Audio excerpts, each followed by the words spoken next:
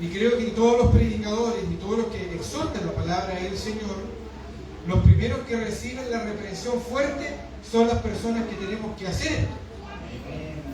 Y para mí fue una reprensión muy fuerte. Muy fuerte. Algo decía el pastor al saludar, y la verdad de las cosas es que acá vengo como un hermano, como un hijo de Dios, como un pecador arrepentido ante los ojos de Cristo. Y en ese sentido, en el día de hoy, el título de este sermón se llama "En la confianza está el peligro". Ese es un título, la verdad de las cosas, que a mí me llamó poderosamente la atención, y yo sé que cada uno de ustedes lo ha escuchado, porque es como una afirmación popular que normalmente siempre nosotros lo usamos. En la confianza está el peligro.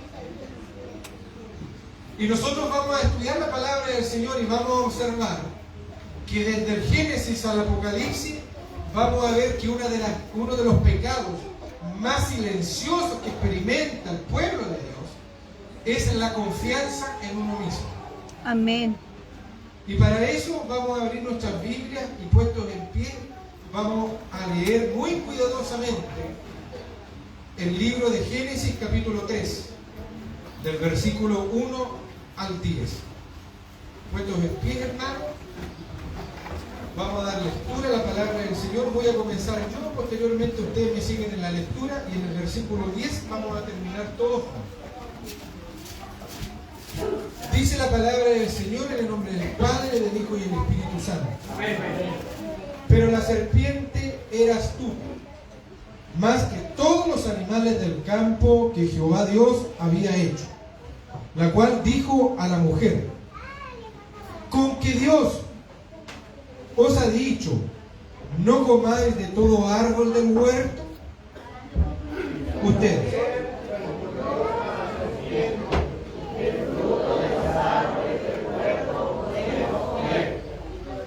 Pero del fruto del árbol que está en medio del huerto, dijo Dios, no comeréis de él, ni le tocaréis, para que no muráis.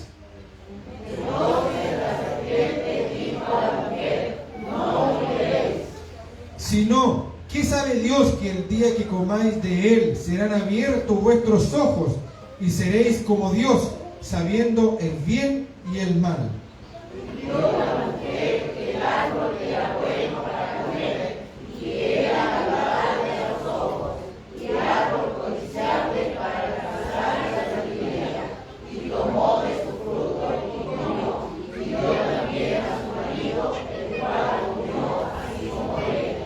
Entonces fueron abiertos los ojos de ambos y conocieron que estaban desnudos. Entonces cosieron hojas de higuera y se hicieron delantales.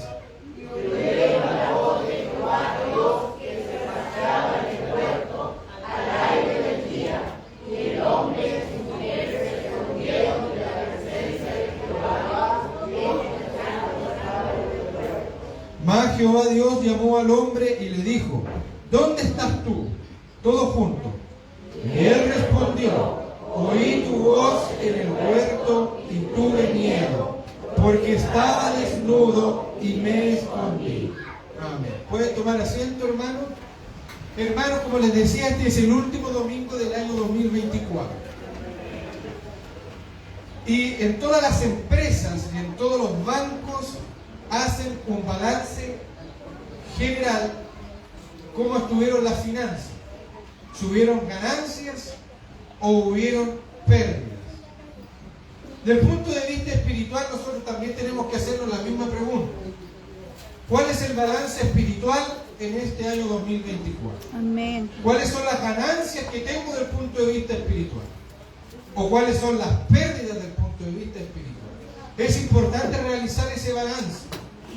Y ese balance no solamente la hace la iglesia como órgano, como institución, sino que cada uno de nosotros tiene que preguntarse cómo estuvo mi vida espiritual, cómo estuvo la comunión con Cristo.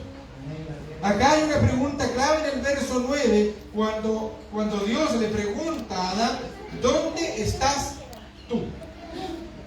Y eso es lo que nosotros tenemos que preguntarnos: ¿dónde estás tú? ¿Dónde estamos nosotros? ¿Dónde está nuestro corazón? ¿Dónde está nuestro espíritu? ¿Dónde está nuestra mente?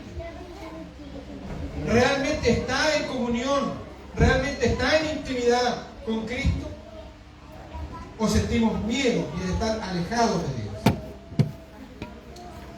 Acá nosotros vemos, hermanos míos,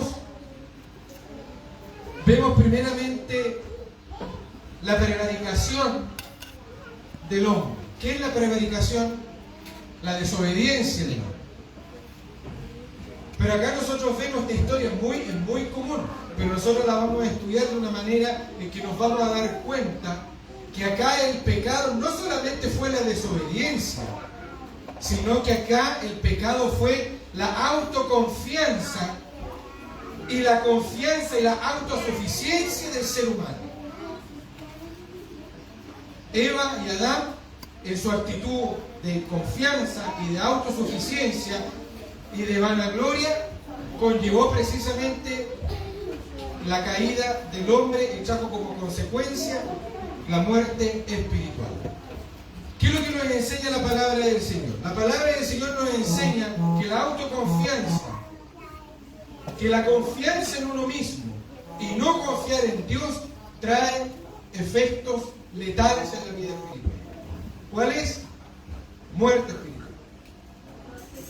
Y acá nosotros podemos ver en el libro de Génesis la caída del hombre. La caída del hombre. Por lo tanto, acá si ustedes se dan cuenta, y lo que vamos a observar ahora, vamos a observar que el primer pecado del hombre fue la autoconfianza en sí mismo y la desobediencia. Ese es el primer pecado. Y ese pecado es un pecado silencioso. Es un pecado que actúa de manera muy escondida en la vida espiritual. Actúa fuera de la iglesia, pero también actúa dentro de la iglesia. Hermano, esto para mí fue muy tremendo poder estudiarlo. ¿Por qué? Porque nosotros vamos a entender de que, mire cómo parte el versículo 1 del capítulo 3. Nosotros podemos observar que el enemigo actúa de una manera astuta.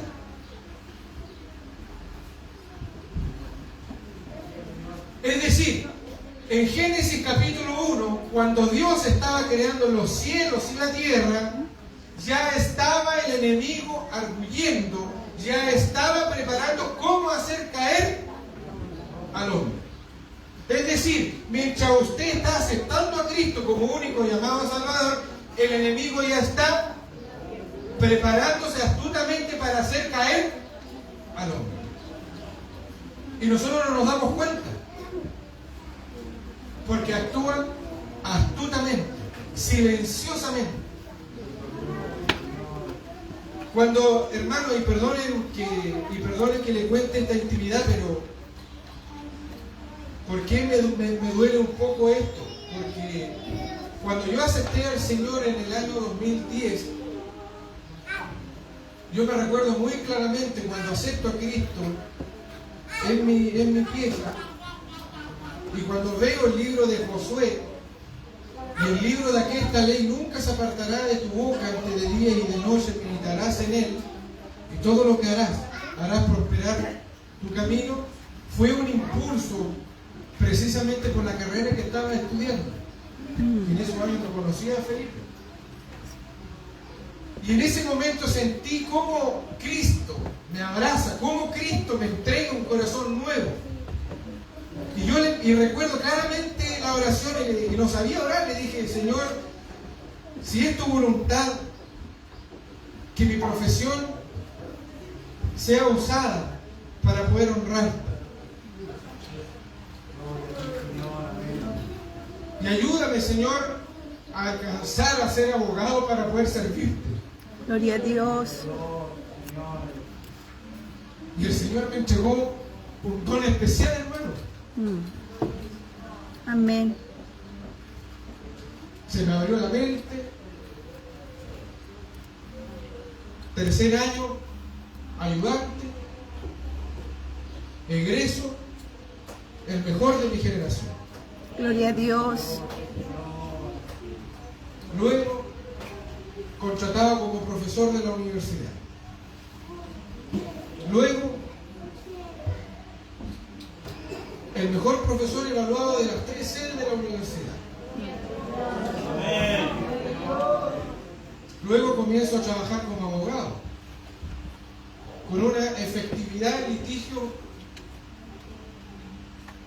positiva.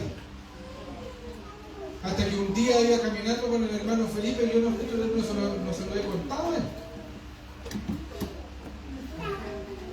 Veo que viene un ministro de la corte en la plaza y me dice: abogado Castro,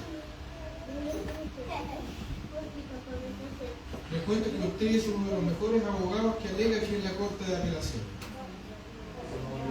Y Felipe le dice al ministro: sí, pues yo lo tengo muy claro, le dice, lo tengo muy claro. Mi corazón, hermano, se quebró en ese momento y no se lo dije a Felipe.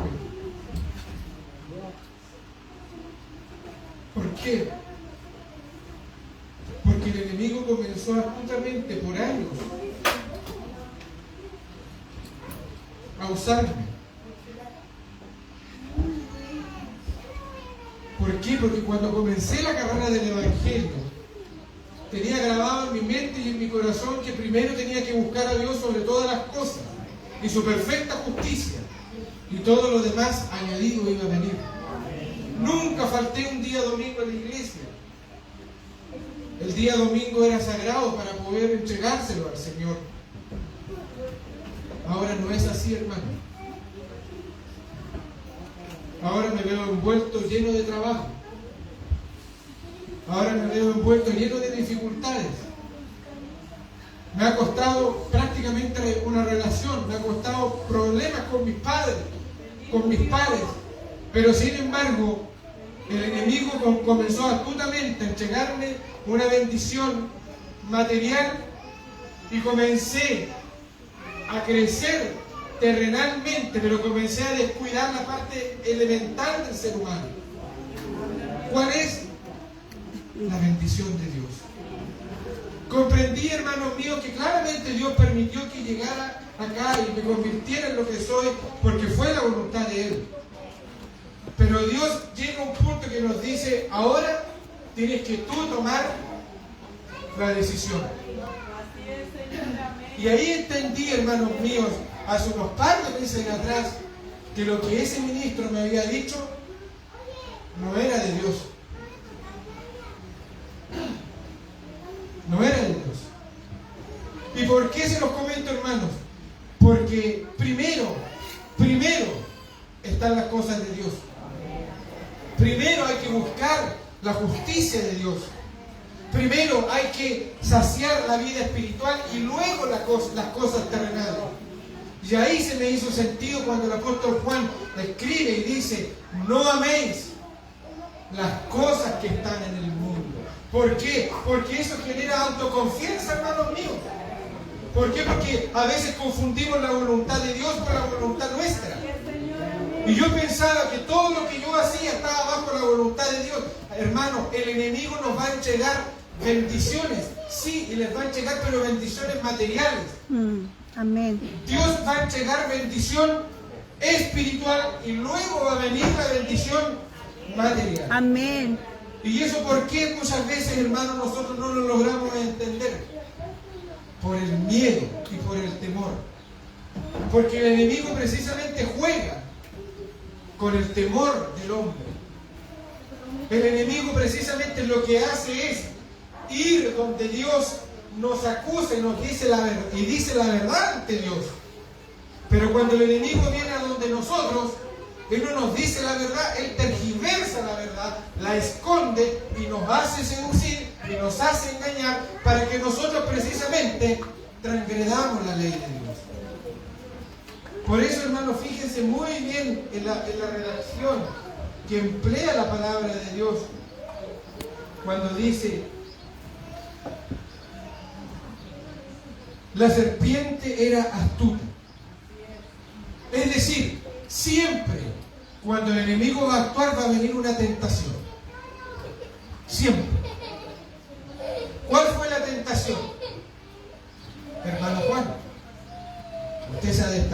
de sus pares. Esto es lo que yo le entrego. Pero el costo va a ser que usted va a tener que trabajar de lunes a lunes.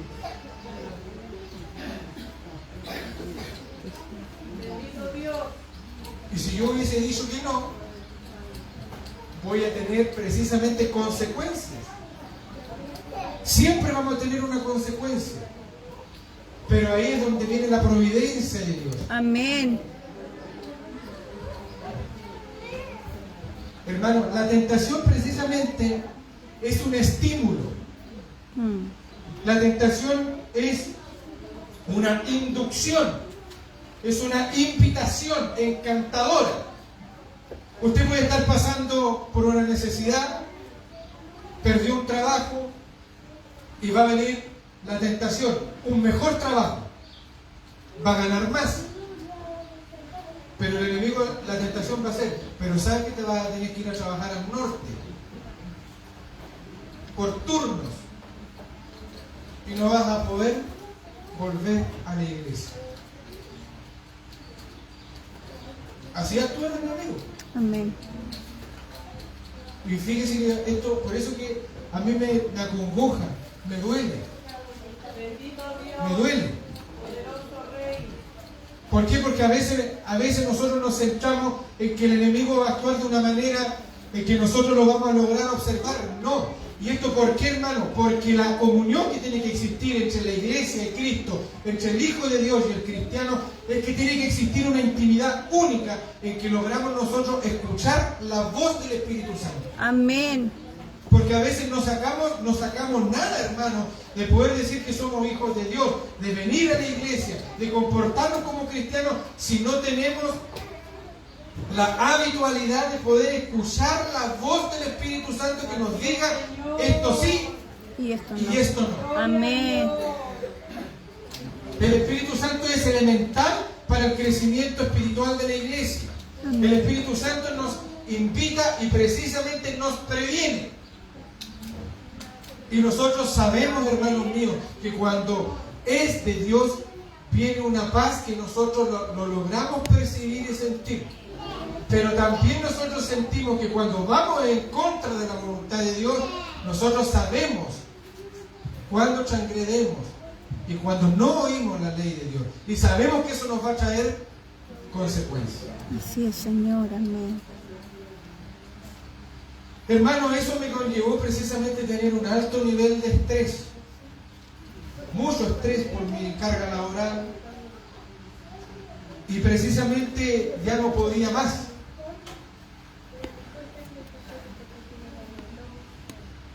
Y tuve que pedir ayuda psicológica. Y cuando pido ayuda psicológica, mientras estaba tratando de poder calmar la ansiedad, mire cómo actúa el enemigo. Bendito Dios. Pensaba y decía, tengo un Dios de poder.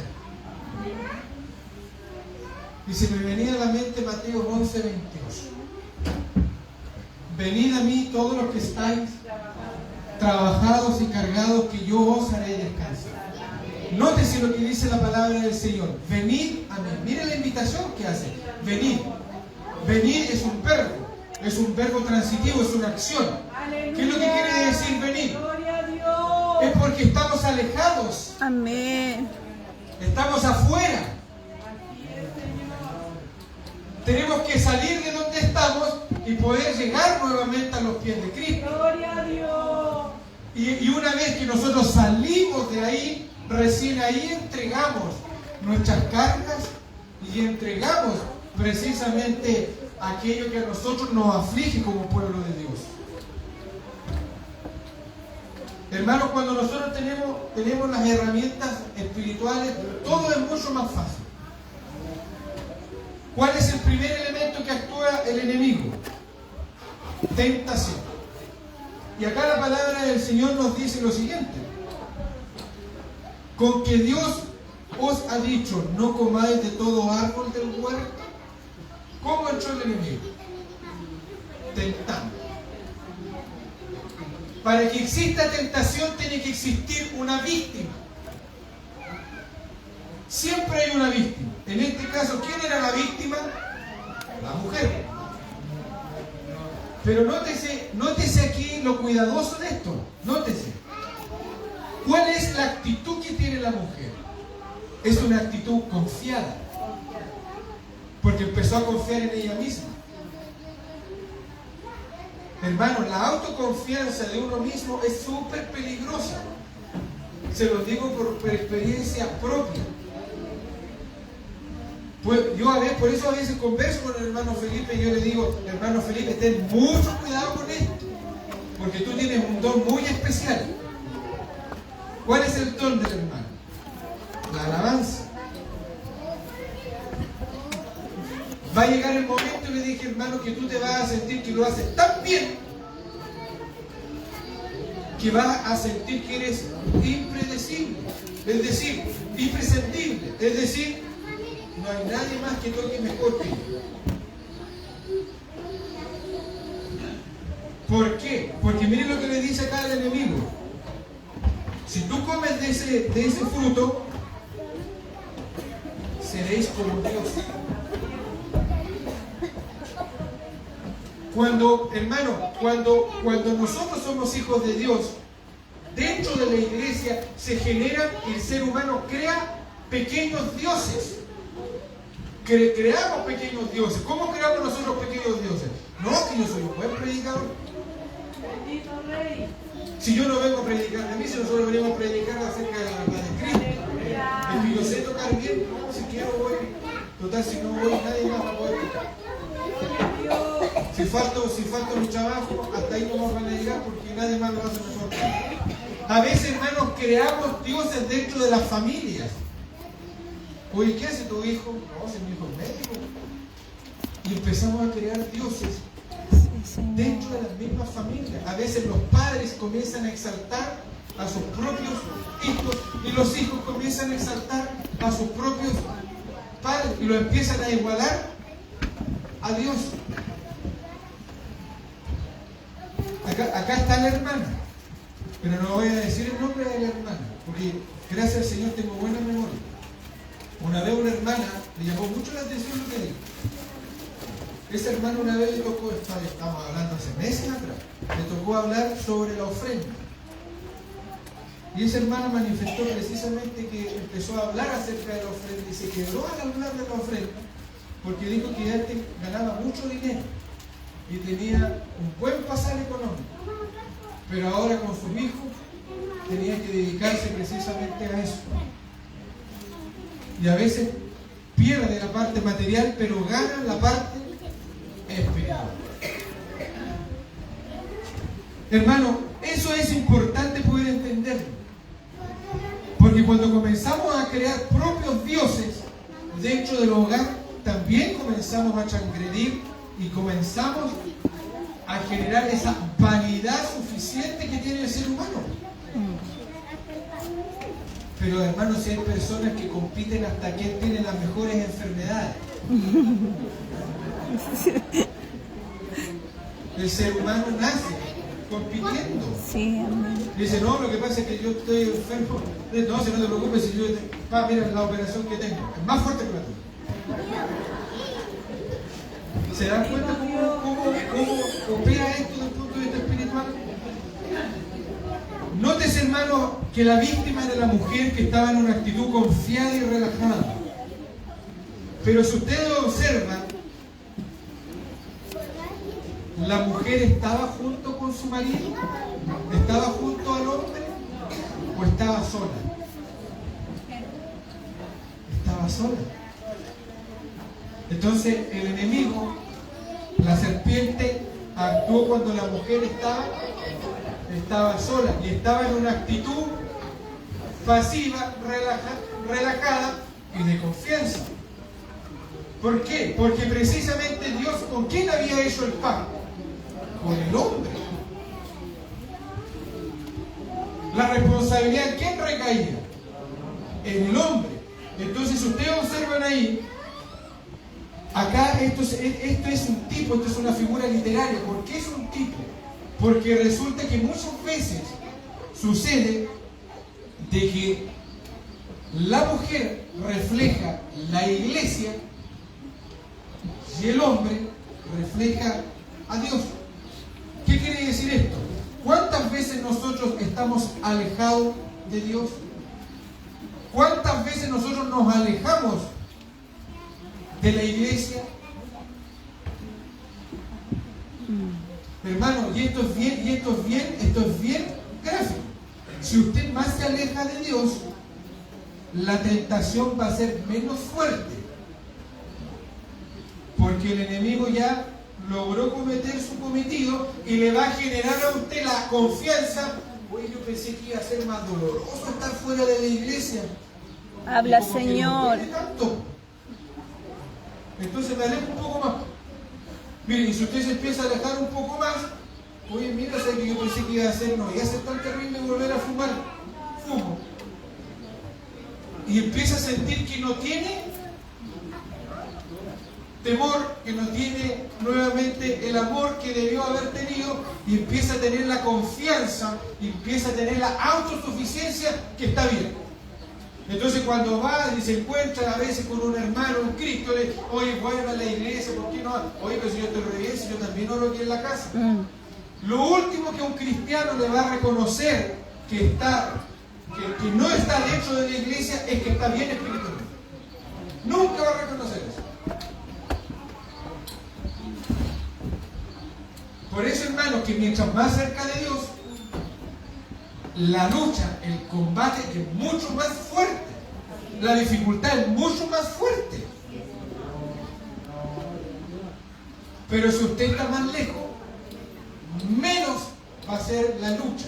Porque ya el enemigo cometió, Así es. introdujo en usted el pecado, pero que es fundamental para la decadencia de la vida espiritual. ¿Cuál es? La desobediencia y la autoconfianza que usted lo está haciendo súper bien. Así es, ¿Por qué creen Señor. ustedes, hermanos míos, que existe un éxodo importante de cristianos? ¿O por qué creen ustedes que las personas muchas veces renuncian a los trabajos? ¿A quién les gusta que le digan que no y que lo hacen mal?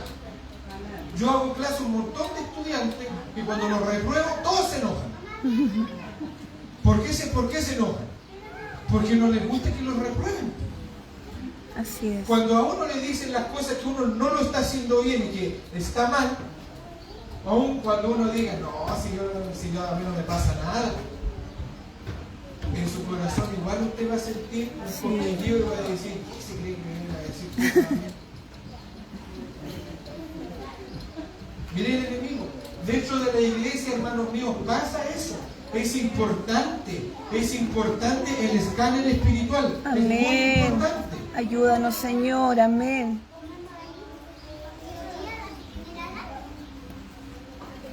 ¿Qué actitud tenía la mujer frente al árbol? Curiosidad. El pecado causa curiosidad y causa intriga. Porque el árbol estaba ahí. Y tenía 8 árboles, ¿o no? Pero no estaba conforme con todos los árboles que Dios y los frutos que Dios le había entregado. Pero sin embargo el corazón de ella le causaba curiosidad a ese árbol. ¿Qué tendrá?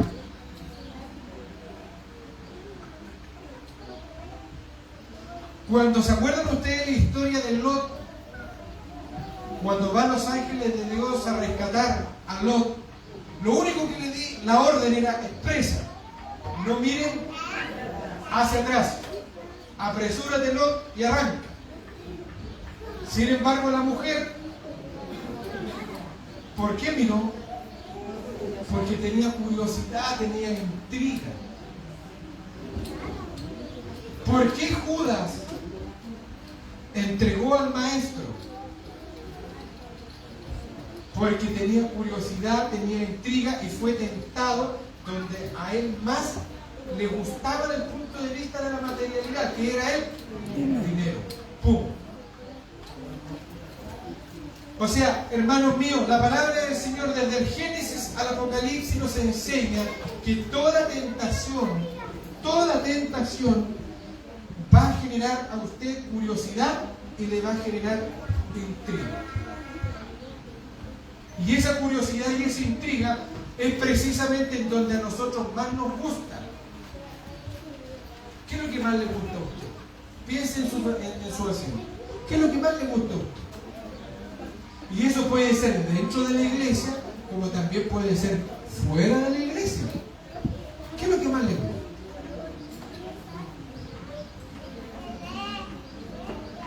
Y vamos a darnos cuenta que precisamente eso nos causa siempre curiosidad.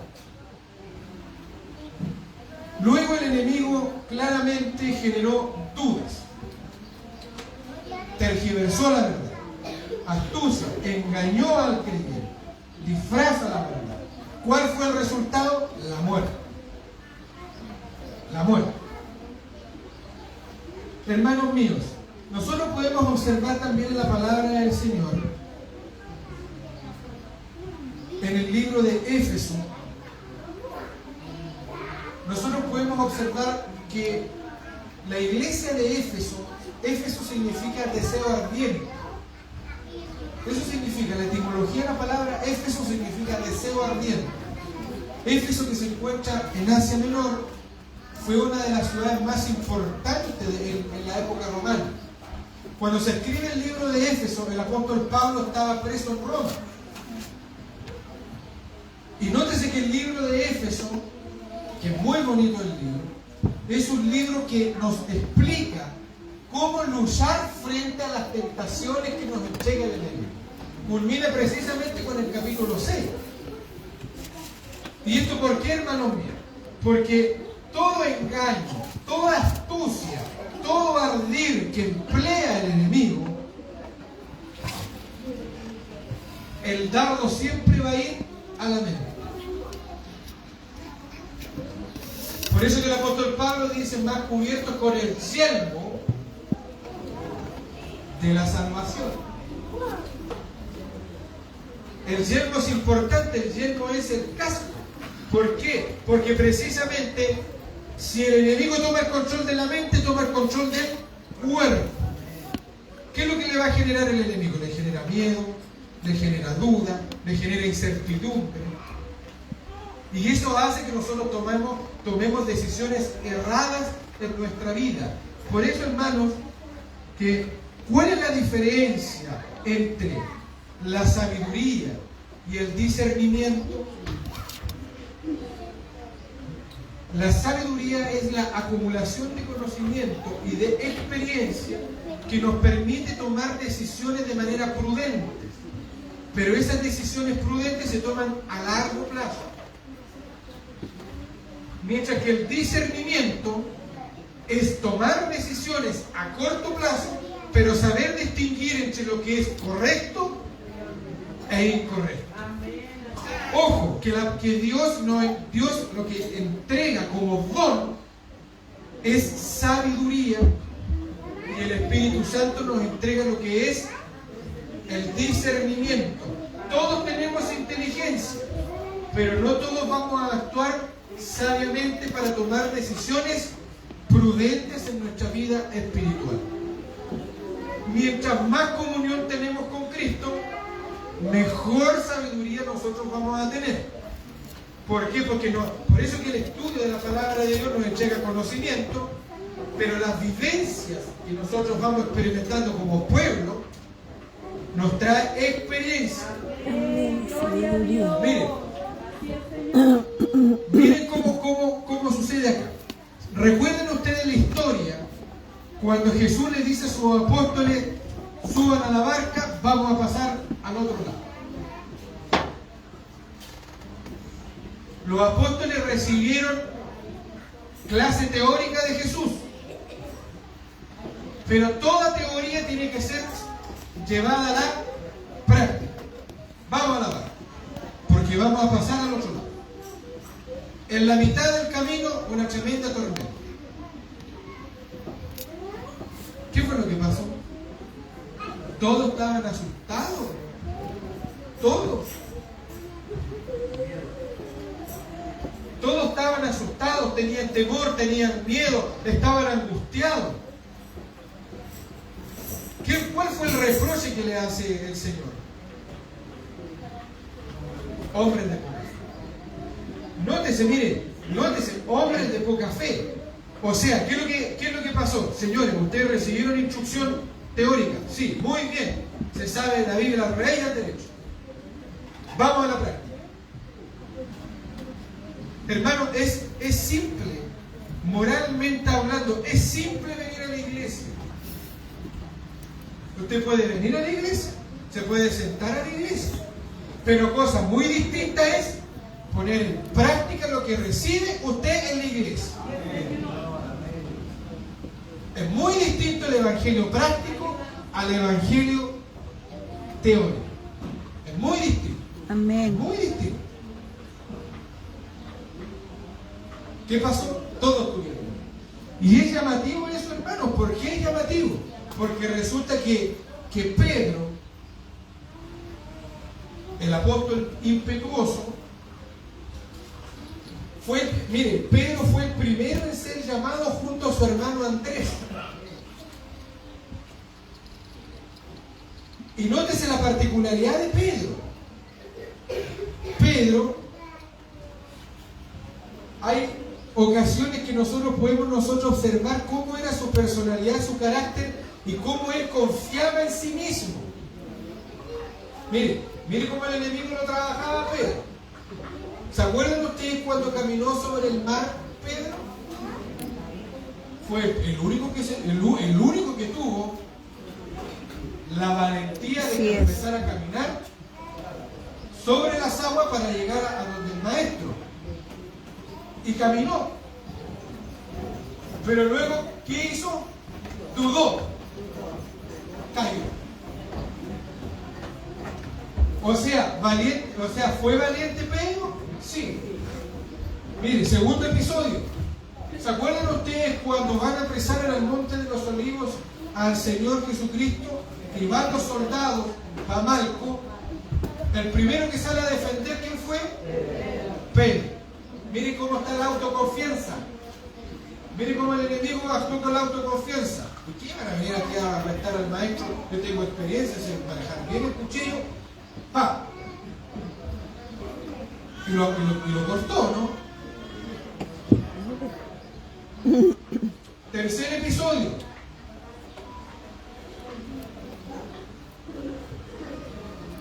Cuando el Señor Jesús anuncia que va a ser crucificado y que viene el sacrificio de Él,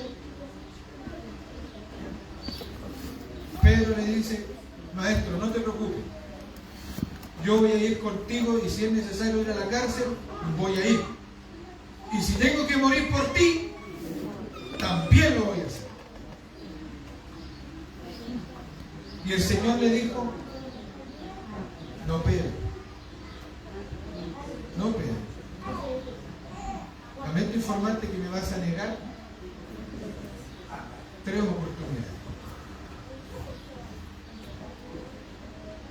Hermanos, ¿se dan cuenta que a veces nosotros confundimos la valentía de la carne con la valentía del Espíritu? A veces corremos cuando no tenemos que correr, y cuando tenemos que correr, no corremos. Amén.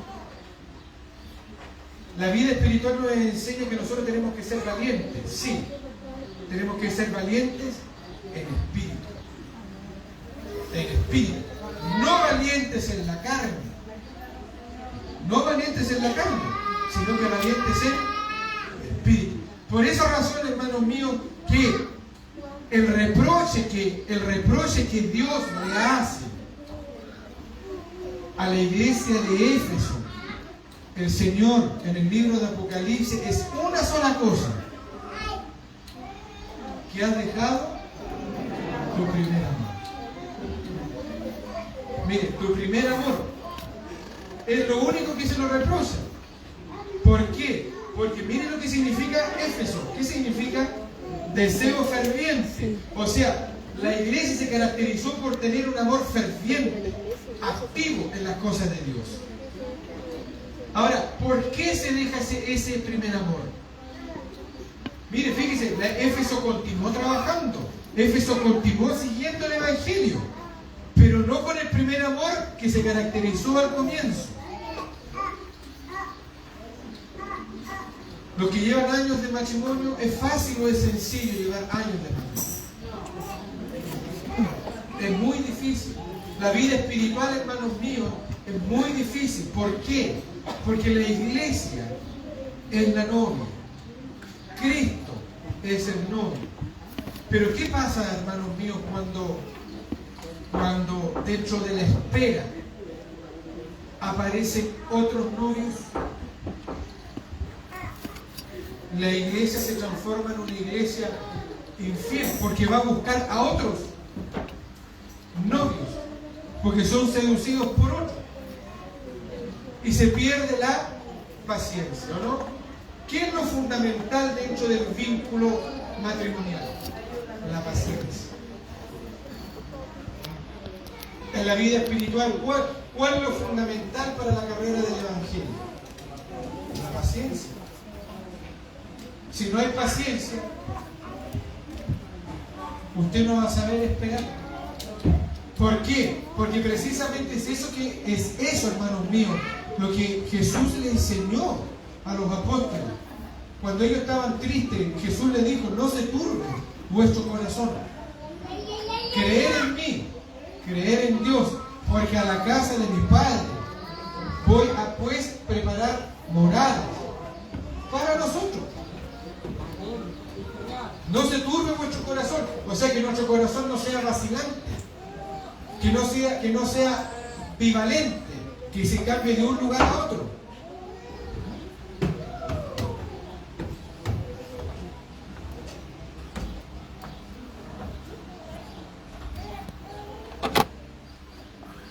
La palabra de Dios nos advierte acerca del peligro del exceso de confianza. Primera de Corintios 10, versículo 11 al 12. ¿Qué es lo que nos dice acá el apóstol Pablo en Primera de Corintios, capítulo 10, del versículo 11 al 12? ¿Podrá proyectarlo de hermano, por favor? Primera de Corintios 10. Primera de Corintios, capítulo 10, versículo 11 al 12. Amén. Y estas cosas le acontecieron como ejemplo, y están escritas para amonestarnos a nosotros, a quienes han alcanzado los fines de los siglos. Así que el que piense estar firme, mire que no cae. ¿A quién se le está escribiendo acá? A Israel. Vuelve al versículo anterior, por favor. ¿Por qué? Porque resulta que ahí el relato del capítulo 10 se habla precisamente cuando el pueblo de Israel fue sacado de Egipto. Entonces los israelitas, ¿cuál era el comportamiento de ellos? Autoconfianza. Comenzaron a sentir autoconfianza. Entonces aquí el apóstol Pablo nos dice, nos comienza a amonestar. El que piensa que está firme espiritualmente, ojo con la confianza en sí mismo, porque no se van a dar ni cuenta cuando el enemigo va a venir astutamente y va a generar, ¡pum!, una tentación que puede hacer caer nuestra vida espiritual. Muchas veces el ser humano tiene la facilidad de cambiar la confianza en Dios por la confianza en nosotros mismos. Cambiar el amor de Cristo por el amor propio y así tener autosuficiencia. Esa línea es muy delgada. Es muy delgada. ¿Cuántos de nosotros creemos en tener siempre las cosas dentro de nuestro control? Y cuando las cosas se salen de nuestro control, nos comenzamos a desesperar. Eso es pecado. Autosuficiencia. Autosuficiencia. Ustedes saben muy bien la parábola del publicano y del fariseo. Lucas 18. Nótese que la parábola del publicano y del fariseo es una parábola que está al medio de dos enseñanzas. La primera enseñanza, ¿cuál es? La parábola del juez injusto. Luego viene la parábola del fariseo y termina con la parábola del joven rico. Nótese, miren, nótese esas tres parábolas. El juez injusto, actitud del juez injusto, autosuficiencia, tengo conocimiento de la ley, tengo poder, me da lo mismo que venga esta señora a llorar todos los días. Parábola del publicano y el fariseo. ¿Cuál es la actitud del fariseo? Autosuficiencia. Yo soy mejor. Es más, mire el publicano, lo que dice la palabra del Señor. Gracias, hermano. ¿Cuántas veces ayunaba la semana el fariseo? 2 veces. Y la ley judía, ¿cuántas veces se tenía que ayunar? Una, el día de reposo, no 2. O sea, este fariseo ayunaba más veces de lo que la misma ley le exigía. Y el joven rico, dinero, poder. O sea, ¿cuál es el denominador común de los tres? Autosuficiencia. O sea, lo que el Señor Jesucristo nos está enseñando y tratando de derribar en el día de hoy es eliminar la autosuficiencia y la confianza en nosotros mismos y colocar nuestro corazón de dependencia de Dios. Amén. Ustedes ya conocen la historia. ¿Cuál de los cuales sale justificado? ¿Quién salió justificado? El publicano. El publicano. El publicano. ¿Por qué salió justificado el publicano? Por su La humildad. palabra es muy bonita porque dice que él miraba de lejos. Sí, amén. No quería ni siquiera alzar su mirada. Amén.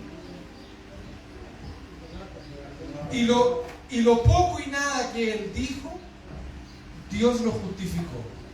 Sé propicio Amén. de este pecador. Amén. Nada más. Hermanos, voy terminando con esto. Todos nosotros, como decía la hermana, venimos a la iglesia porque tenemos una necesidad. Este año 2024, cada uno de nosotros le tocó vivir distintas experiencias. Así es, Señor. Distintas Amén. experiencias. Y cada uno de nosotros tiene distintos proyectos.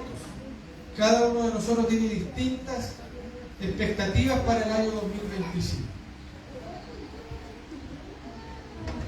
Cuidémonos de nuestra vida espiritual. Amén. Conservemos lo que Dios nos ha entregado. Amén. Seamos prudentes a la hora de tomar decisiones. Y sobre todas las cosas, amemos a Dios en primer lugar. Porque si no tenemos a Dios, no tenemos nada.